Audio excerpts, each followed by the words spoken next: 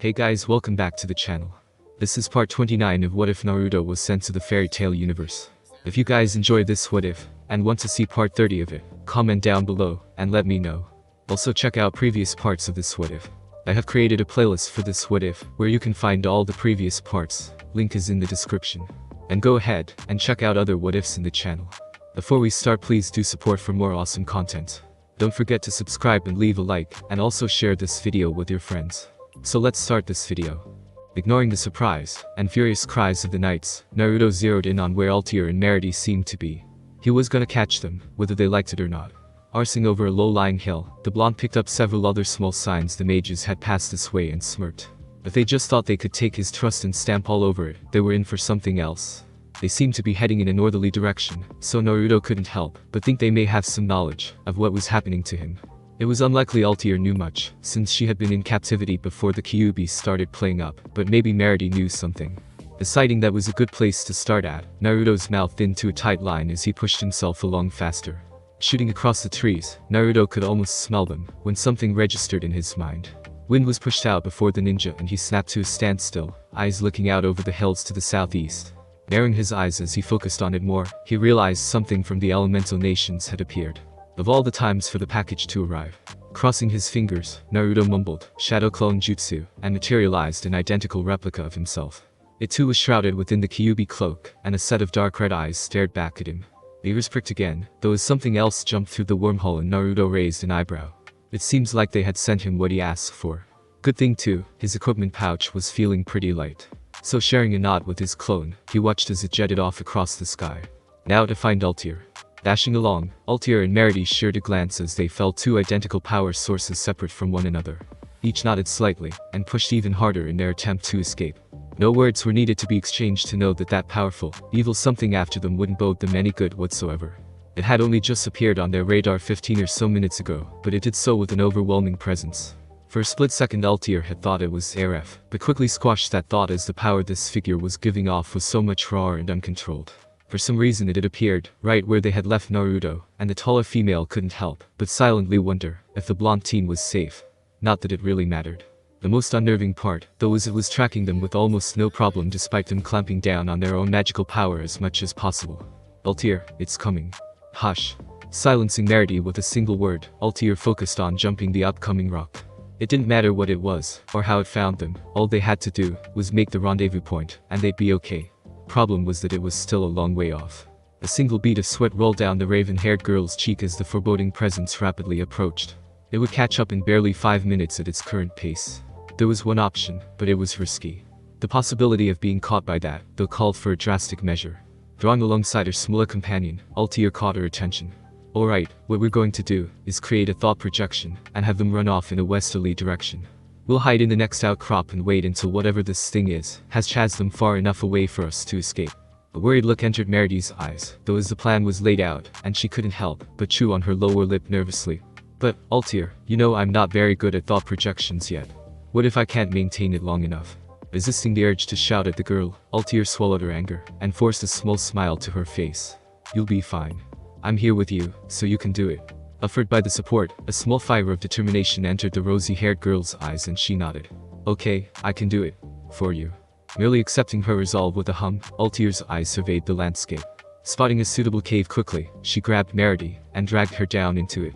Concentrating, the mage generated a picture-perfect replica of herself just outside the shallow cave. Grabbing Merity's hands, she then looked deep into her eyes. Okay, now remember the lessons. Focus on where you want yourself to be. Let the magic flow from you to fill that place. Now, let it take your form. Let your mind form it. Good. Looking outside, Altier watched as a flickering Merity slowly came into being. That's it, now stabilize it with your mental strength. Remember, it is your mind that holds its form. Sweat beads began rolling down her face, but Merity resolutely pushed on. Having your mind in two places simultaneously was an awkward sensation, but that's just something she'd have to get used to. Good, now fill it with a bit more magic than what we were using to cover our signatures better. Clamp down on what you have and follow me. Nodding, the girl stared at the floor and saw in her mind's eye Altier take off in front of her at a rapid pace. Willing herself to follow, she began running behind her mentor. Altier meanwhile was watching the spot where that signature was coming from, nervously hoping their gamble would pay off. It didn't seem to be just yet, but it was still a little bit away. Ignoring the tickle of the sweat drop rolling off her nose, Altair held her bated breath, closed her eyes, and began willing whatever it was away. Come on, come on, come on, follow us, follow our thoughts you monster. It didn't seem to, though, and fingers began gripping fabric tightly as whatever it was bared down on them. Just when it felt like it was upon them, it banked sharply, and shot off in the direction of their thought projections. Dark eyes tracked its rapid progress, and a breath Altair didn't realize she'd been holding let itself out in a relieved whoosh. Hearing Meredy echo her sigh, the older lady quickly rounded on the girl. We're not safe yet. It's still too close. I'll let you know when we can leave. Till then though, keep running. Meredy nodded and didn't say anything, but Altair noticed the fists clamped down on her cape, shivering slightly in effort. Shuffling closer, she held the girl, and began whispering to her comfortingly. Come on, you can do this. It's not too much further. Just hold it long enough to let us be able to run to the checkpoint. Remember your training, you have this. Wincing, Meredy nodded again, but Altair's heart dropped as she felt the magic fluctuate. Groaning softly, Meredy twitched and Altair looked over in the direction her doppelganger was running. They had made good distance, but would it be enough? Letting out a loud gasp, Meredy fell forward onto her hands, panting loudly and watching as drops of sweat wet the dirt under her. I'm sorry Altair, I couldn't hold it. Gritting her teeth, the mage ignored the failure, and sent her twin a boost of power, to hopefully gain them a few more minutes. Unfortunately, something red flashed before her mind's eye faster than she could comprehend, and just before her form was dissipated, a bone-chilling howl filled her mind as the mental connection was cut off. A soft, distant boom then reached their ears and Altair all but dragged her companion out of the hole. It seemed whatever it was just had a bit of a tantrum. No restraint, full power and run. Magical power filled the duo, and in a shot they took off towards the north. Not barely a kilometer into their dash, though, and a gravelly voice filled their ears from all around them. You nearly had me there. Good try, but not good enough. Skidding to a stop, both girls' eyes whitened as they felt the distant energy simply disappear. The crunch before them roused their attention, and both gasped softly as their gaze took in the bubbling humanoid before them. A thick, red, frothing layer of something encased the male as he stood up, blazing red eyes locking with their own. Pale red hair swayed gently under his own power, indeed his whole person seemed to be tinged a color. Thick, whisker-like marks covered both his cheeks, and sharp teeth protruded from his lips as they pulled back in a half-smile, half-snarl. The strangest part of it all, though, was the highly recognizable clothing it was wearing. In fact, it looked exactly like what Naruto had been wearing. Taking a deep breath as realization washed over her, Altair took a step back in shock. Impossible, Naruto. Rolling his eyes, the transformed blonde shook his head. It seriously took you that long to recognize me? I thought you'd have picked up on it faster. After all, you're a master of hiding your true self under the undesirable, right? Ignoring the personal stab, Altair pulled Meredy behind her, and narrowed her eyes. So, it is you, how though? You didn't have an evil bone in your body. This feels like death. Laughing harshly, Naruto placed his hands on his hips. You're a lucky one then. Most people throw up under the pressure. Altair swallowed nervously and nodded slightly. I can imagine that happening. The smirk on her opponent's face then faded to be left with a determined scowl, and he pointed a clawed finger at her chest. So, will you be coming with me quietly, or will I have to beat more sense into you? I'll say it again, I wasn't lying when I said I'll come down on you harder. In this form it makes it harder to hold back too, so you might want to choose your answer carefully. I wouldn't want to accidentally break your pretty face. Forcing herself to resist the urge to step back, Altair tried to find her voice. What happened to you? What is this power? Naruto let out another bark of laughter. What makes you think I'll tell you that? You just ran all over my trust I had in you. I might forgive you, but if you ever want to hear anything about me ever again, you have a lot of trust building to make up for. You will not trick me twice. Breath hitching ever so slightly, Altair couldn't help but recoil slightly as the words hit her right in the chest. That wasn't what she wanted to know more about him. In the next life, that's when, not now though, so get your thoughts together girl. Forcing a frown onto her face, Altair pulled Meredy to her side. You won't be able to do much, if you pass out again. The quiet girl raised her arm threateningly, a soft glow forming around her wrist. Say the word Altair. The demon boy raised an unamused eyebrow, and waved his hand around flippantly. Go on, do it. I dare you. Things will be a little different this time though. Realizing his bribe, Altair reached out to snatch Meredy's arm, but the girl had fallen to his words. The bolt of pink light shot out from her arm to touch Naruto's own, and the second the link was activated, the small mage dropped to the floor, and promptly emptied her stomach contents over the ground. Coughing violently, she moaned as Altair worriedly dropped to her side. What did you do? Shrugging, Naruto looked down in disregard. What can I say? I told you it'd be different. Wincing, Meredy however remained steadfast and looked up to her partner. Don't worry about me. I can handle this. Knock me out now. Frowning, Altair shook her head. Not with you like this. Hearing the sharp chink of metal being pulled free, both females looked up to see Naruto now playing with a single, diamond-shaped knife. That's okay, I can knock you out for her if you'd like. Laughing sickly, Merity shook her head. How are you meant to do that? If you do that, you pass out and we win. Smirking, Naruto then gripped the knife in reverse, and began dragging it softly across the skin of his palm. Like this, we have a game of pain tolerance. From what I've seen though, I'm pretty sure I'll win. Widening her eyes as he balanced the tip in the center of his palm, the small mage widened her eyes. You wouldn't. Shrugging, Naruto applied pressure. And you're wrong. Letting out an ear-splitting scream, Merity suddenly bucked in pain, and gripped her hand as the phantom pain of a knife ripped clean through bone, tendon and muscle. Merity. Grabbing her crying friend, Altia looked over to see Naruto casually pulling the knife from his hand, blood spraying freely everywhere. The part that really got her, though, was it was all healing incredibly rapidly. Several seconds was all it took for not a single mark to remain on the once injured limb. Looking back down as Merity let out a choking sob, she watched the pink band fade on the girl's wrist, and let out a sigh of relief as she relaxed. With Merity now stable, Altair turned to face Naruto and screamed at him, "What the hell are you doing? This is nothing like what you are. What is this evil power?" Within Naruto's mind, the words cut through the red haze like the knife in his hands and he froze. What had he been doing? Torturing a young girl. Playing mind games with two clearly weaker opponents. The part that scared Naruto the most, though, was that he hadn't even realized the slow contamination of his mind. Gritting his teeth, he pushed back the evil, and sighed as he felt the darker thoughts fade away. He still wasn't as in control as he had momentarily believed. He couldn't show any form of weakness to the women, though, because if they detected any hesitation they'd be all over it in a flash. So holding his gaze steady, Naruto shrugged unapologetically. I warned you, didn't I?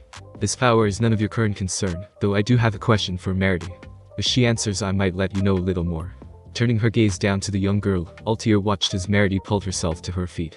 Her legs may have been shaking, but now that the pain was just a memory, she was able to confront the dangerous blonde teen. Locking eyes with him, Merity did a good job of not letting the oppressive atmosphere get to her. What do you want?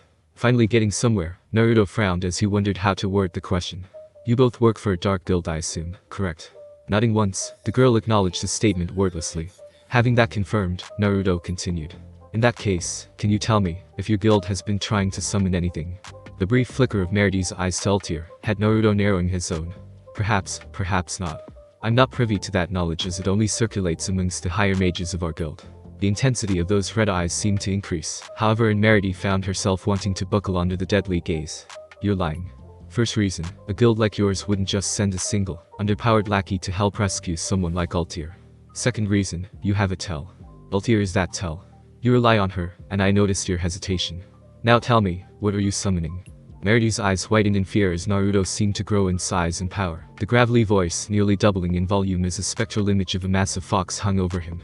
Snarling teeth and vicious, rage-filled eyes glared down at her, and before she knew it her mouth was open and screaming in terror. The body tackled her to the ground and the horrific image that held her hostage abruptly dissipated. Nearly hyperventilating, Merity's white eyes looked around in shock for a moment, before she realized Altair was covering her face protectively. The woman seemed to be screaming at Naruto again, though when she tried to focus on the words through the fog in her mind. Due to her, she just started screaming. And your voice? What is wrong with you? Are you a demon? An equally angry male voice replied, though in answer to the demands. His voice thankfully had dropped that absolutely awful tone too. You want to know? If your guild is responsible, then what she just experienced is just a fraction of the horrors that could be unleashed. This is your fault. Pulling her head from beneath Altair's bosom, Merity looked up in shock as Naruto's accusation sunk in. Altair seemed to falter for a moment too before collecting herself. Impossible. We weren't summoning anything like you. We were only collecting the keys. Pouncing on the slip of information, Naruto's eyes narrowed. What for? Realizing her mistake, Altair's breathing hitched. Deciding enough had already been exposed though, she growled and held Merity closer. To resurrect ARF. I need him to come back to create utopia. Rolling his eyes, Naruto sighed despairingly. Again with the dead guy. Why can't you just do this yourself? Stop looking for a damn crutch. Growling defiantly, Altair countered with, can it be considered a crutch when it is the only way to succeed? Without Zancrow, nothing will work. Eyes flashing, Naruto dashed forward faster than either mage could track, and he suddenly had Altair snatched up in his grip, his fingers curled tightly around the collar of her shirt. There is always another way. If you just open your eyes, you'd realize a form of your utopia is right here. Look at you protecting Merity. If there is one person in this world you die for, then your perfect world is possible with work. Throwing her back to the ground, the teen then stomped back several steps, and took 5 deep breaths as he calmed himself. Altair meanwhile stared up at him, partially in shock at how fast he'd attacked her, and partially in disbelief at the fact his words made some form of sense. Meredy though was fully focused on Altair, her eyes daring to flicker in hope that her mentor really would throw her own life away for her. While she had always been there for her, the lady had always seemed distant. Now though, with the pressure laid on by that incomprehensible boy, a different side of her was apparently showing.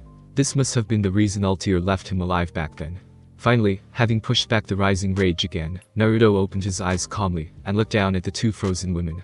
This wasn't what he had wanted exactly, but at least it looked like his point had gotten across. Frowning, he considered helping them up for a moment but then refrained. They didn't deserve that help.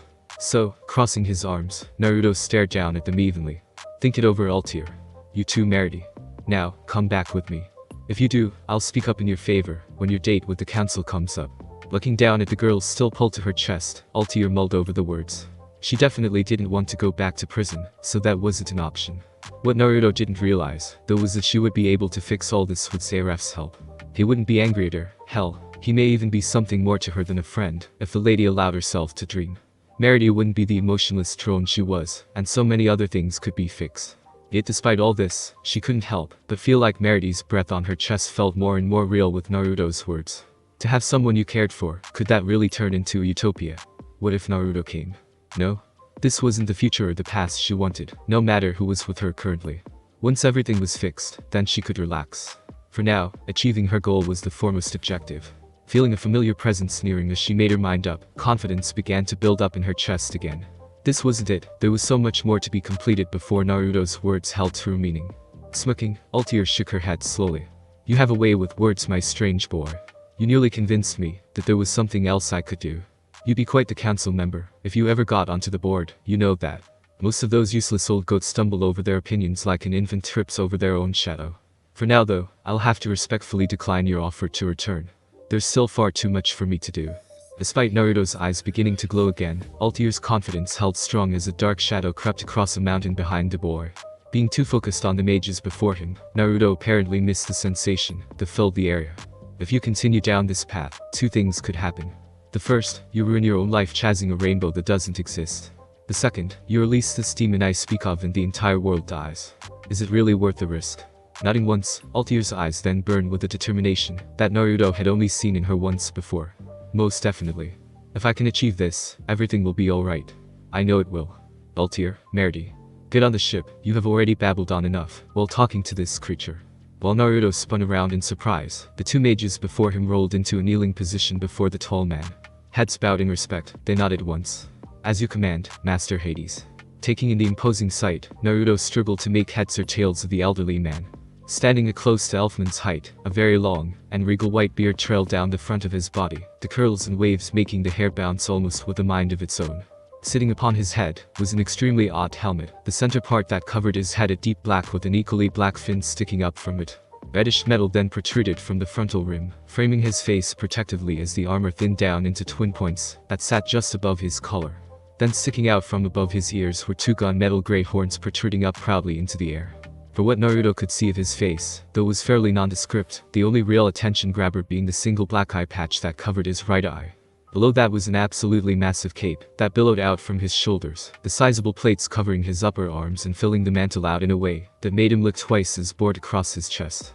That in turn was covered by a long-sleeved red jumper that ran down his arms to meet the elbow-length gauntlets. The jumper was tucked into a thick gold belt that upheld a pair of long fitted pants, the beige color covering most of the leg, except for a deep maroon flame that rose up from the bottom of the leg. A simple set of boots protruded from beneath the pant legs, the deep red only a few shades darker than the bottom of his slacks. Backing up slightly as the man glared at him, Naruto couldn't help the sinking feeling that began forming in his gut. Whoever this guy was seemed to be incredibly powerful, if his senses were correct. What did I just say? Hurry up, you two. Hearing the mages behind him grunt in agreement, Naruto spun around to see them flicker briefly before completely disappearing from sight. Staring at the spot, Naruto rubbed his eyes and looked again. There hadn't been any movement, no sign of attack or escape, nothing. They had simply vanished. Hey boy, you seem surprised. What's the problem? Spinning back around to address the tall man, Naruto pointed back at the now vacant spot. Them disappearing, that's what. How did you do that? Where did you take them? The old man simply pointed up. They have gone back home. I was wondering what was taking them so long. I can understand now that I see you. Frowning, Naruto looked straight up. To his surprise, a massive airship hung about 100 feet above them in the air. Looking back down, the blonde tried to ignore the imposing ship and focused instead on the man. I was taking Altair back to the council. She needs to make up for what she did. Laughing gruffly, the tall mage raised his visible eyebrow. Well now, aren't you just a poster boy for justice?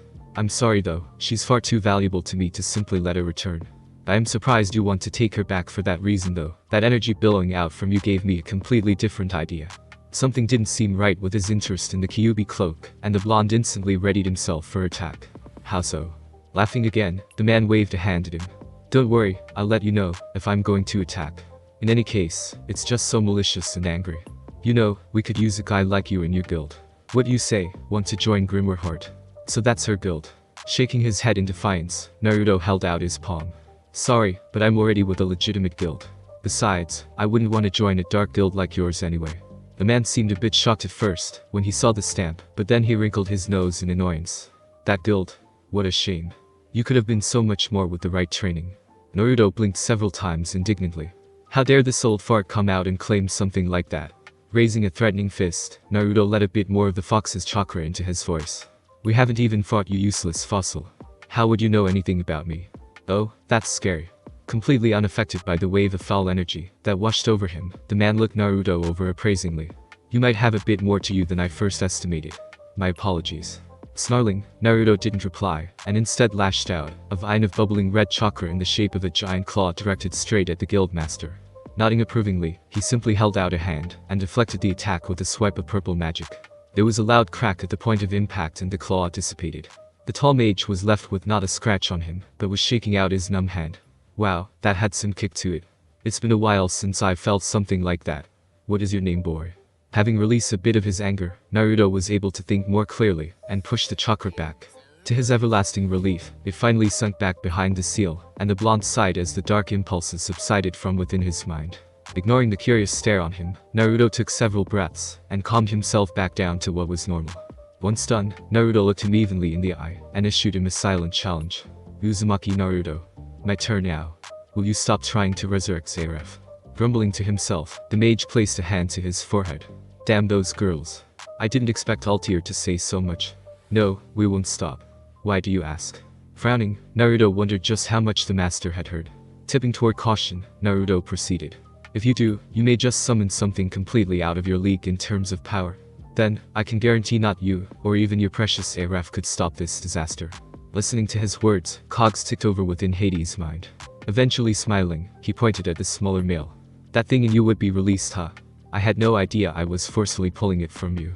As every word slipped from the old man's mouth, Naruto's eyes grew bigger and bigger. How the devil did this guy know anything about the Kyuubi? Trying to steady his trembling breath, Naruto swallowed and asked, how did you know about that? Throwing his head back, Hades laughed loudly. I didn't, but you just confirmed it. And so easily too. You really need to learn to keep your cards closer to your chest. You really are so protective of it, whatever it is. I knew something was off about you when I felt that power. Fairy Tail wouldn't accept someone like you if that was the feeling you always gave off. Your little explanation on the disaster blatantly hinted towards your knowledge of it. You are terrified of that power, aren't you? Cursing himself violently for allowing the wily old mage to so easily work out his secret, Naruto grit his teeth and lashed out a hand. And with good reason. You have no idea just what this thing in me could do. This world might never recover if it breaks free. Stroking his beard thoughtfully, the master looked Naruto over before shaking his head. Nope, I'm sorry, but we're gonna keep on collecting those keys Altair spoke of. What is happening here with you is far too interesting to not follow on with. No? Dashing forward in a burst of incredible speed, Naruto launched a fist at the old mage's head. Just before it connected though, the man managed to pull his head to the side enough that Naruto's fist sailed by harmlessly. Not done yet though, the blonde began spinning, and brought his other hand through in a backwards swing. The gloved hand snatched up just in time to catch the incoming attack, and with a small shockwave, blocked the powerful arm. Fingers then clamped down tight on the arm and Hades grinned. You are full of surprises. Such speed and strength. Growling, Naruto forced his chakra into a swirling mass around his fists, and pumped as much wind into the mix as possible. The resulting whirlwind began shredding the metal glove rapidly, and it quickly released its hold. Lashing out with a solid kick, Hades wasn't surprised when Naruto blocked it, but it gave him enough time to jump back from the deadly teen. Ignoring the blood beginning to drip through the slices in the armor, the old man frowned. You shouldn't try to fight me as you are now. You'll just lose. Clenching his fists, Naruto glared at the man. We wouldn't know till I try. No, we won't. Thinking it over for a moment, Hades then nodded. Fine, I like your spirit, boy. If you really are that desperate to stop us, try follow us, but only if you can defeat my man. If not, well, you'll be good food for the worms. Zancrow. An insane laughter instantly filled the air and Naruto looked up to see what appeared to be a human-sized ball of golden hair falling towards them. As it got closer though, he realized it wasn't all just hair, but in fact a strange male. Landing beside his master with a resounding crunch, the newcomer kneeled as he spoke. What was it you needed, Master Hades? Did you want me to kill this boy? Not looking down at him, the old mage began to flicker. Not outright. More tests his worth to chase us. If he does die in the process though, I suppose that's just an unfortunate circumstance of battle. Grinning widely, another insane giggle slipped from the boy's mouth. You got it, master. I'll make it one hell of a test for him. Good. Hades then addressed Naruto as he faded. I wish you luck. I think you'll need it. Gritting his teeth in anger as the old man vanished from view, Naruto glared up at the ship as it began to turn slowly and move away. I don't need your luck. Watch your back, fossil. I'll be coming for Eltier. Boy, what you muttering about over there, Blondie? Turning his gaze back down to the eccentric teen, Naruto had a look at this Zancrow person. Long, spiked blonde hair ran down to the middle of his back and Naruto couldn't help but think that's what his own hair would look like if he let it grow. His bare chest had a large emblem imprinted onto the right pectoral in the form of a half-moon overlapping an extremely stylized X. His left shoulder was covered by a black guard, and a royal blue sash hung down from that to attach to his waist. Below that then was a very odd, blue and yellow skirt armor that came down to his shins. It was the first time Naruto had ever really seen a male wear one of those, but the fact he did wear it only increased how psycho he looked. The bit that Naruto found most strange, though, was his blood-red pupils. They actually reminded him greatly of Pain's eyes as they had several rings surrounding one another in an outward ripple pattern. If his constant run-in with people with weird eyes had anything to say about it, it would say this mage was gonna be a handful. Putting the escaping ship out of his mind for the moment, Naruto zoned in on his opponent. Nothing much, just thinking about how long it'll take me to catch up to that flying blimp of yours once I'm done with you. That seemed to irritate the mage, though, and his grin promptly flipped upside down. You taking me lightly, weakling. Realizing this, Naruto grinned internally. An angry opponent was a predictable opponent. Time to rile him up. No, I wasn't thinking about taking you at all actually. How about you just roll over and play dead? That'll save us both time, effort, and in your case pain, that we really don't need to waste. Black flames suddenly exploded from the mage's hands, and his eyes flashed furiously as his teeth grinded over each other. Mind your mouth, fairy tale maggot, otherwise I might just melt it shut. Naruto shrugged nonchalantly at the threat, and placed his hands on his hips. This was too easy. It does sound scary, but if you can't touch me then it doesn't matter. Besides, I gotta save my energy for when I kick your master's ass from one side of Fiori to the other. Mind making this quick. Calling Zancrow weak was one thing, but disregarding the name of his master was totally unforgivable.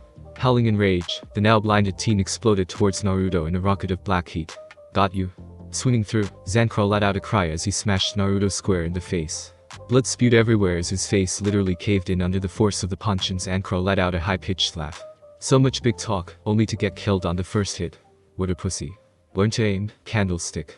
For some reason then, all the blood, bone and skin fragments dissolved into what looked like chunks of wood, and a decimated stump was blown away in place on Naruto. Unable to comprehend the change, it left him wide open to a boring blue orb that drilled straight into the middle of his back. A Sengen. Crying out in pain and surprise, Zancrow was blasted straight into the ground at point-blank range. Fissures shot out from where he hit, the earth giving way beneath the solid body. Dust and rocks were kicked up into the air as the wind swirled around them. Landing lightly a few feet away, Naruto looked at his handiwork. The guy was so easy to taunt it was almost no fun. That Hades wouldn't just call down any old foot soldier to verse him though, so Naruto highly doubted the attack did anything more than win the strange mage. Hearing a few rocks shift from within the shallow hole, Naruto waved his hand and sent a measure of wind chakra through the air to clear visibility. As predicted, Zancrow was pulling himself up through the dirt fairly easily. There was a bright red, bleeding gash hollowed out into his back, but the mage was somehow ignoring it like it didn't exist. Shaking himself off, red eyes locked with blue, and he grinned again. Well, strap me naked to a bladed chair. You aren't half bad, for a maggot at least. Guess I'll have to take this half seriously after all. You're lucky, you know. It's not every day someone gets to see the true potential of a god slayer. God slayer?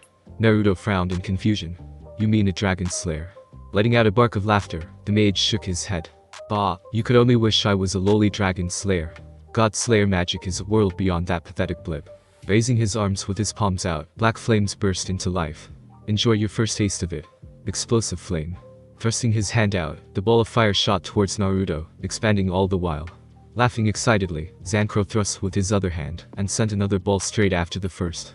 Frowning as the dangerous attack neared him, Naruto flickered from sight as he used Shunshin to escape.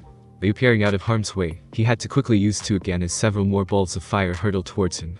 Thus began a dangerous game of cat and mouse with Naruto flickering across the area, while Zancrow hooted loudly, and tried his best to incinerate the ninja. Finally seeing Naruto pause for breath, the mage smirked, and sent several smaller, and faster balls at his opponent. Making contact, he heard a scream from within the burning mass, and he cackled loudly. "Got you, Flame God's Cloud." Sweeping at the air, a wide stream of flames shot out, and filled the whole area before the mage, igniting everything it touched and covering the earth with an unnatural blackish light. "How do you like it? Doesn't it just burn, so much more painfully than regular fire? Embrace it." A powerful hand suddenly clamped down on the back of his head, though Naruto's calm voice whispered into the suddenly stunned mage's ear. "From what that clone told me, it's not all that spectacular. I felt worse. Now, down." Planting his feet solidly beside Zancrow's, Naruto pushed downwards, and smashed his face straight into a solid rock. This time he knew he did some damage, because the ninja felt something give way in his face before the force destroyed the rock. Not finished yet though, he pulled his head free before unleashing a gut-wrenching uppercut straight into his stomach. Spit, blood and a little bit of bile spewed from Zancrow's mouth as the force of the punch wreaked havoc on his insides.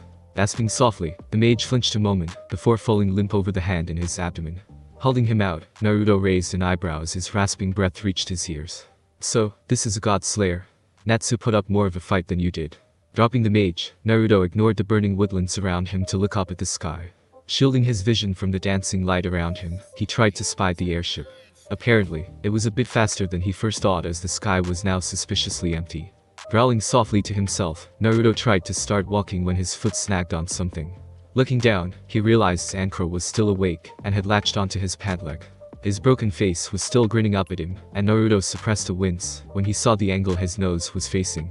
"You think I'll just lie down quietly for you? Wrong move, Blondie." And in an instant, vicious black flames exploded to life all over Naruto's body. Flesh quickly began peeling off in strips under the black heat, and as he screamed in agony, Naruto reactively called to every ounce of wind chakra within his oceanic reserves. The virtual hurricane of wind tore through the flames, as if they were match head, dispelling them and all the flames around the fighters. It didn't stop there, though, as the force of the gale stripped the earth clean of rocks, trees and life as it blew them all away. Zancrow held onto the pant's leg desperately, but the weakened fabric tore easily, and the mage was sent flying as the wind picked him up and dashed him away. Not noticing the teen's untimely departure, Naruto gasped in pain and dropped to his knees as his burnt and charred body began repairing itself. That clone must have been dispelled early, because the intensity of that fire was just horrific. Holding his quivering hands up before his eyes, Naruto watched as the red raw flesh fell away in thin strips as new skin grew up from beneath it. Thanking his lucky stars for this spectacular healing ability, Naruto dropped to his backside and began catching his breath. Never again did he want to endure that. Wiping his brow, the blonde finally looked down, and couldn't help but sweat drop when he noticed the barren land around him. Did I really do all that? It explained the sudden tiredness he experienced, and the teen wouldn't put it past himself to do something like that. Sighing, he rubbed his recently regenerated hair, and pulled himself to his feet. Looking down at himself, Naruto scowled as he watched the remains of his favorite jacket fell from his shoulders in ashy tatters. Damn it. Now what am I gonna do for? Oh wait. It was then he realized he had left his scroll back at the hospital, but had forgotten to grab it on the way out. Good thing too, otherwise he'd have nothing left to wear. Kneeling down, he sifted through the fabric's remains, and pulled out his saint's badge. Thankfully his headband was mostly untouched as the standard issue came with an everything-resistant fabric. Granted, it was looking a bit smoky, but it held up well enough within the unearthly fires it had been subjected to. Looking back to the sky, Naruto clicked his tongue in irritation at the delay. He wasn't about to go and hunt down Grimwarheart half-naked either, so the first plan of attack was to go get changed, and then sift through what information he had on Hades. He just hopes those knights still didn't realize he was the Red Demon. Landing just outside the hospital, the sounds of hurried work and urgent shouts reached Naruto's ears. Swallowing his nerves, the blonde made sure the fabric around his hips were suitably covering everything, before walking from the trees. It took a moment before anyone noticed him, but when a guard did, he rushed over and dropped to a knee before him. "Wizard Saint Uzumaki. We have been searching for you, when we realized the records listed you as a guest here. Where have you been?" Not at all used to this kind of respect, Naruto reached out, and pulled the man to his feet. "Oi, enough of that, it makes me feel weird. As for me, shouldn't I tell your superior?" Unsure of how to speak to the teen now that he didn't want to be formally addressed, the guard hesitantly nodded. Yes, I believe that would be a good idea. I was going to take you anyway. I just wanted to make sure you were alright first. Giving the man a smile, Naruto nodded. Well, thanks. I'm fine. I'll just grab some clothes first before that. Don't really want to strut about naked all day. Now realizing his state of undress, the guard nodded. Of course. If you would come with me, I shall fetch you some clothing. Shaking his head, Naruto waved him away. It's all good, I brought some. I'll meet you at the main tent. The guard bowed slightly in acceptance. Very well. I shall see you there soon. Watching him turn crisply and walk away, Naruto couldn't help but crack a smile. It was little things like this that could help brighten an otherwise crappy day. Turning his eyes over to the destroyed hospital, Naruto wrinkled his nose at the mess. It looked like the administration building was mostly untouched, but the main side wall was all but ruined. It was a good thing he couldn't be pinned with this thing's destruction. Walking over, the blonde tentatively stepped across the loose debris. Making it into the dusty hallway, Naruto wandered down to the admin section. Hopefully they had placed his scroll in the storage section, otherwise he had a lot of digging ahead of him. The main desk had a thumping great slab of wall resting over it, and a number of rune knights were spotted around it, trying to work out how best to move the heavy object. Walking through them, Naruto ignored their stares and pointed at it. I'll move that, if I can sift through what's under it first. I left something here. Stepping forward, the leader nodded. Of course. Try to be careful though, there could be valuable information under it.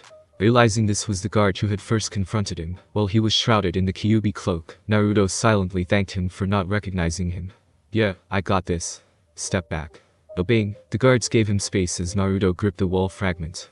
Heaving, the blonde grunted in effort as the massive piece of plaster and timber was lifted into the air. Turning to the side, Naruto let it go, and it smashed into the ground with considerable force. Ryu. Wiping his brow, Naruto turned and paused at all the shocked gazes he was receiving. What? Swallowing, the lead guard spoke for the group. We were expecting you to move it with magic, not just physical strength. Oh? Grinning, Naruto shrugged. I can't use magic like that. Anyway, let me get searching. Looking over the crushed desk, Naruto's sweat dropped as the first thing he saw was the lazy attendant snoozing comfortably in the small cave. Grabbing him, the teen tossed him out with a snort into the surprised arms of the guards. Taking up the man's seat, Naruto looked under the desk. Okay, where are you? No, what the hell is that? No, yes. Snatching up his scroll gleefully, Naruto held it up high above his head. Found it. Jumping from the desk, he nodded to the guard. Okay, I'm done. I'll leave you to it. Ignoring their reply, Naruto broke into a run and disappeared into a private room. Locking the door, Naruto dropped the scroll on the single bed inside and unsealed his clothing. He had another jacket available, but if his first one was so easily ruined he didn't want to risk the second one. So, grabbing a plain black shirt with the Uzumaki symbol embroidered into the back, he slipped it on with pride. Those mages were pretty useful when it came to simple tasks like this. Thanking Lucy mentally for taking him to that sewing shop after their hectic shopping spree, he grabbed a set of long, deep red pants and pulled them up. Tying off the far too long strap around his waist, he let the ends hang as he grabbed a simple set of black sneakers. Nothing too expensive since it'd probably just get ruined again. Sealing everything else, Naruto finally pinned his badge to his chest and strapped his Konoha headband around its deserved position. Noticing a mirror, the blonde gave himself a wink and a grin. Not a bad looking outfit after all. Slipping the scroll into one of the many pockets that lined his leg, Naruto opened the door and then ran to the main tent. Skidding to a stop, he found the first guard that had met him waiting patiently for him. Nodding at his arrival, he opened the tent flap and let the blonde in. The mic turned, reporting with temporary wizard Saint Uzumaki Naruto. I have brought him in to speak with the officer in charge as he undoubtedly has information regarding the situation. Absently listening as the guard said all the right things to get them through, Naruto looked around. It was a plain white tent with nothing interesting on any of the walls. Thankfully they were let through quickly, and Naruto was pointed at a seat before a rather official-looking character. Badges and other forms of acknowledgement hung from both shoulders, and his helmet sat proudly beside him on the desk. Not having to do anything, the recently identified Imike spoke up for him. Sir, I have brought in Uzumaki Naruto. He has information relevant to the situation. Nodding, the head guard waved him out. Very well, I'll speak with him. You may leave. Sir. Bowing slightly, the guard then left. Turning his attention back to Naruto, the head guard steeped his fingers before him. So, Uzumaki Naruto, hey. Where have you been hiding this whole time? Straight into the question's eye. Guessing he was gonna have to deal with this for a bit, Naruto resigned himself to the interrogation. Well, you know I came to visit Altair. I was with her, and while in that prison cell we were attacked. Explain. Rolling his eyes, Naruto sighed. I was getting to that. The blue barrier cut off, and I thought it was because they were letting Altair out for some exercise. Instead, this girl Merity attacked us, and broke her out. I tried to stop them, but they knocked me out with this weird link magic thing. Frowning as he spoke, the head guard thought it all over. So where have you been? We couldn't find a trace of you even after a thorough search. Do you also have any information in regards to a bubbling red individual that was spotted around here shortly after the jailbreak? If this man had even half the intuition Hades did, he'd be something to watch out for.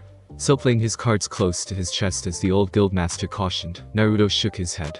I did feel something, but I had already recovered, and was currently chasing after Altair and Merity. The look in the guard's eye wasn't a convinced one, but he let it go easily enough. Fine. So, what happened then? I take it, you don't just strip and walk into areas like this for kicks. So the old bloke had a form of humor, did he? Leaning back, Naruto shrugged. You never know, I don't tell everyone about my private life. The guard smirked slightly, and Naruto grinned back.